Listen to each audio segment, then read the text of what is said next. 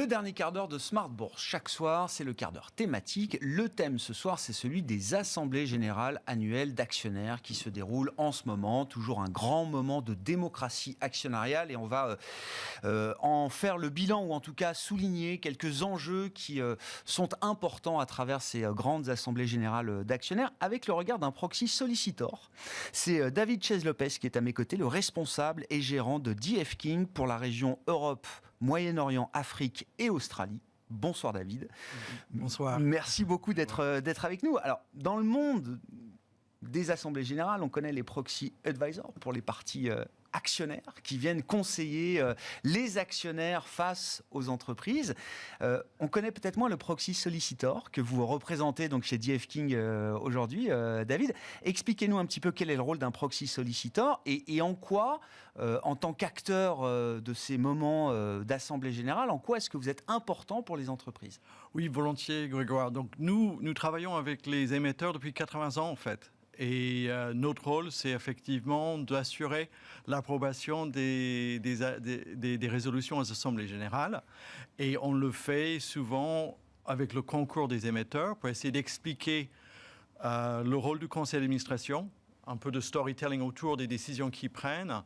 Aussi, on essaie d'expliquer via le dialogue avec les investisseurs en amont ce que veulent faire à travers l'agenda des AG, ces résolutions, pourquoi on les présente, pourquoi ils sont dans l'intérêt non seulement des actionnaires, mais des parties prenantes, et essayer d'écouter et, où nécessaire, modifier ces résolutions en amont pour pouvoir proposer des résolutions qui vont dans le sens non seulement aujourd'hui des actionnaires, mais aussi des parties prenantes. En quoi votre rôle est devenu indispensable ? Vous dites, ça fait 80 ans que DF King conseille et participe à l'élaboration des résolutions des émetteurs dans ces moments d'assemblée générale. Pourquoi est-ce que vous êtes indispensable aujourd'hui pour les entreprises face à la démocratie actionnariale ? Parce que je crois que nous menons des relations assez privilégiées avec les décideurs au sein des investisseurs. Donc, c'est les équipes de gouvernance. Nous connaissons bien, effectivement, les proxy advisors. Nous connaissons surtout bien nos clients. Et on sait bien fusionner l'idée derrière leur stratégie de politique de gouvernance et ce qu'ils veulent accomplir à travers ces résolutions qu'ils présentent aux investisseurs, mais aussi lorsqu'il y a d'autres opérations sur titre, comme de l'activisme ou de fusion-acquisition. Quel premier bilan est-ce que vous tirez du déroulement des assemblées générales ? Alors en France, mais en Europe. Le moment est partagé par plusieurs pays européens et grandes sociétés en Europe. Est-ce que ça se passe bien ? Est-ce que ça se déroule bien déjà, 2 ans après le Covid ? Et puis on pourra parler peut-être des enjeux les plus importants qui ressortent à travers ces assemblées aujourd'hui. Tout à fait. Donc, notre observation que les émetteurs comprennent les enjeux, les conseils comprennent, les investisseurs surtout veulent ce carrefour de conversation, de dialogue. Typiquement, post-Covid, nous revenons très activement à des vraies assemblées générales. Il y a des mixtes, mais aussi, quelquefois, on a toujours des huis clos dans certains pays. En Europe, on a eu un grand chez Generali la semaine dernière qui était à huis clos. Cela dit, les grands thèmes, ce qu'on voit, c'est que effectivement, la rémunération serait toujours un très grand thème. Le détail change tous les ans, la vedette de l'année change tous les ans, mais c'est toujours un sujet. On gardera quelques minutes pour ce sujet spécifique de la rémunération. Mais les émetteurs qui réussissent l'enjeu des AG sont ceux qui démontrent qu'ils sont alignés avec leurs investisseurs, qui comprennent qu'ils sont redevables et responsables devant leurs investisseurs et les parties prenantes, et qu'ils encouragent et travaillent avec la direction générale pour créer une entreprise qui est vraiment inclusive et plus alignée avec les attentes des parties prenantes, tout en restant rentable. C'est toujours un peu le grand secret de tout. Si on n'est pas rentable, le reste ne compte pas pour autant. Et cet alignement dont vous parlez, entre les intérêts de chacune des parties prenantes sur des sujets financiers, sur des sujets extra-financiers. Cet alignement, comment vous le qualifiez aujourd'hui ? Enfin, les choses sont déjà bien alignées ou est-ce qu'on a des écarts importants sur certains sujets entre les intérêts de telle partie prenante par rapport à une autre ? Moi, je dirais que depuis un moment, grâce au travail des émetteurs, les instances patronales, l'État, que les groupes français font un grand effort depuis 10 ans de chercher un alignement. Donc, c'est comment? Lorsqu'on regarde les questions de RSE, par exemple, c'est extra-financier par excellence, nous voyons même dans la résolution de rémunération que maintenant, pour les bonus et pour les agrès de performance long terme, qu'il y a toujours maintenant des critères de performance extra-financiers quantifiables, souvent liés à la stratégie RSE des émetteurs français. L'autre chose, c'est que les actions des Français devant les parties prenantes pour la diversité, la mixité, pour l'équité salariale, pour aussi le CMP ex post et ex ante contraignant, démontrent que quand même, il y a une écoute d'aller plus loin simplement des attentes de certains investisseurs.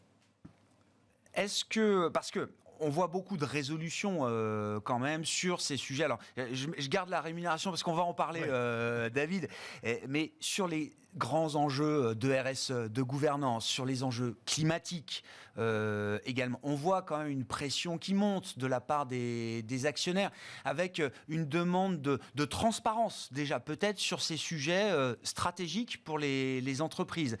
Cette demande de transparence, elle est légitime aujourd'hui. Comment est-ce que vous la regardez, David ? Oui, et je crois que les émetteurs, qu'ils aient un say on climate ou un raison d'être ou pas, ils sont complètement alignés avec cette idée. Donc, lorsqu'on choisit de faire un say on climate aujourd'hui, c'est probablement parce que la stratégie de la société en tant que telle est complètement fusionnée avec leur vision RSE. Par exemple, un Total Energy, ça serait normal vu leur activité. Tandis que vous pouvez avoir une société pharmaceutique et les gens ne sauront pas que vraiment leur angle va être la partie sociétale. Et ils vont construire toute leur RSE autour de le fait qu'ils sont là pour donner des médicaments aux individus. Donc, ce que nous voyons, c'est que qu'il y a un say on ou pas, nous voyons que les émetteurs français tissent autour de l'AG toute leur stratégie RSE. Et même, on dirait, lorsqu'on regarde comment la France a évolué depuis le traité de Paris, par exemple. Oui, les accords de Paris. Voilà, les accords de Paris, merci. Et là, depuis ce moment, les émetteurs français ont dit « Ok, nous allons avoir des vraies stratégies RSE, on va les mettre partout dans notre raison d'être, dans notre façon de faire. » Et ils sont à 1000 lumières d'avance des anglo-saxons parce que c'était un accord qui a marché. Ouais.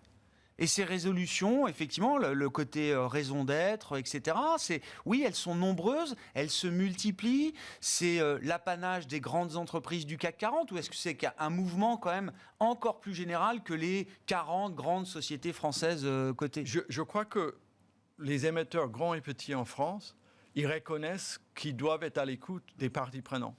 La décision de faire un raison d'être ou pas, ça peut être très, très intéressant. Il y a des très grands groupes comme Atos qui l'ont fait. Et ça très, très intéressant. Mais c'est surtout d'utiliser tout le travail possible de relier les parties prenantes avec les intérêts des investisseurs. Et ce que je vois à travers beaucoup de ces efforts, qu'ils y arrivent. Et la question de la rémunération. Donc, David, vous l'avez déjà évoqué. Donc, la vedette de l'année s'appelle Stellantis, avec le package de Carlos Tavares, qui a déclenché la polémique il y a quelques jours à peine. Alors, comment vous regardez la situation spécifique Carlos Tavares chez Stellantis ? Je crois que vous ne travaillez pas pour Stellantis, non. Je le précise, David.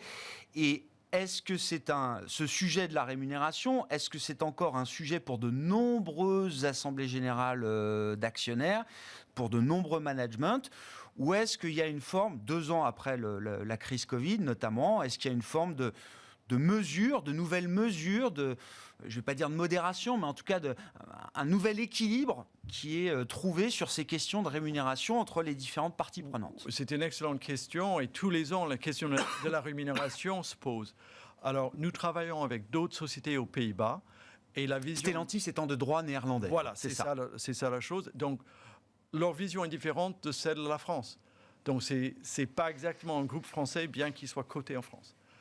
En France, les émetteurs français, qui sont des sociétés anonymes françaises, ils ont des votes contraignants pour le CMP ex ante, qui est la politique de rémunération. Et puis l'année suivante, c'est la CMP ex post, qui est le rapport de rémunération, où les investisseurs peuvent voter oui, pour ou contre.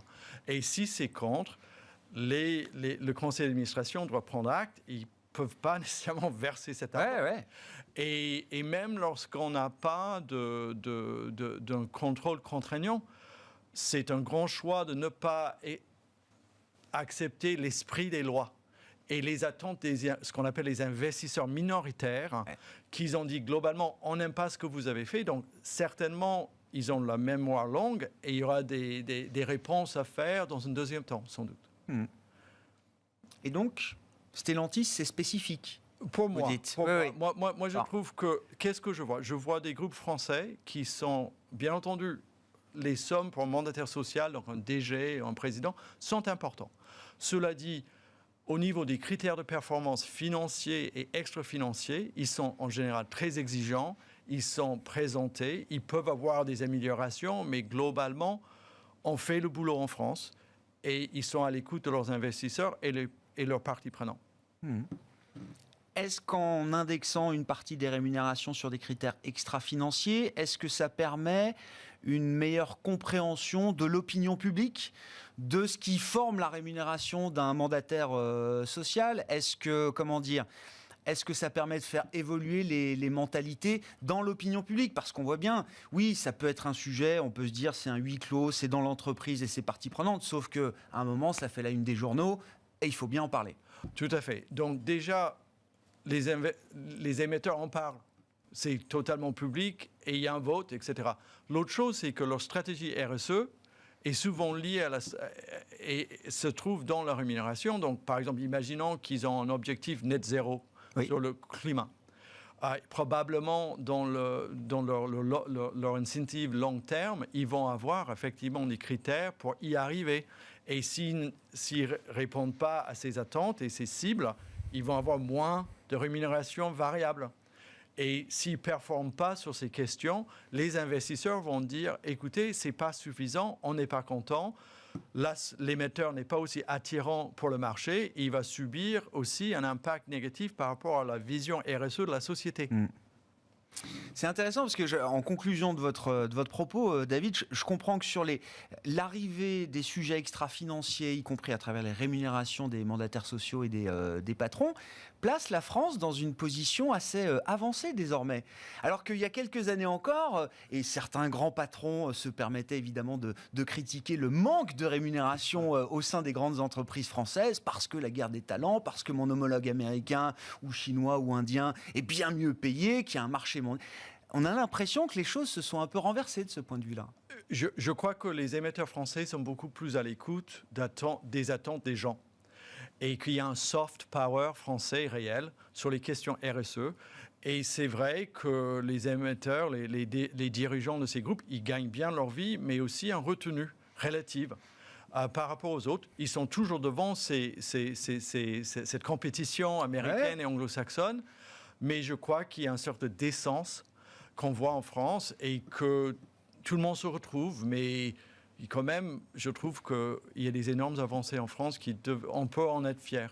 Merci beaucoup, ça fait plaisir d'entendre ça, David. David Chase-Lopez qui était à mes côtés en plateau pour évoquer donc ces sujets de démocratie actionnariale. C'est la saison des grandes assemblées générales avec le regard donc d'un proxy solicitor, je le rappelle, puisque vous êtes gérant et responsable de DF King pour la région Europe, Moyen-Orient, Afrique et Australie. Voilà pour ce quart d'heure thématique de Smart Bourse ce soir.